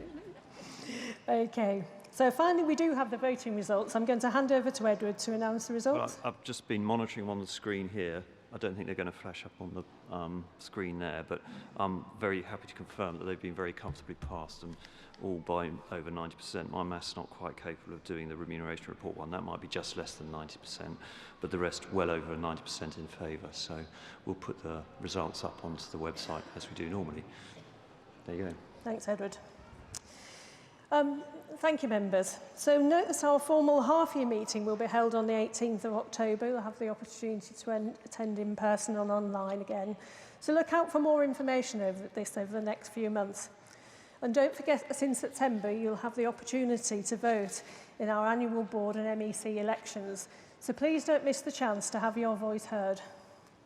This brings our formal AGM to a close for those of you online. So can I say thank you to those online who've taken the time to attend this morning. I hope that we will have the opportunity to meet in person or that you continue to engage with us through the online. And I hope that you found the last couple of hours informative and you'll continue to look at our website for updates and further information following the day. You can go off now and enjoy the rest of the day.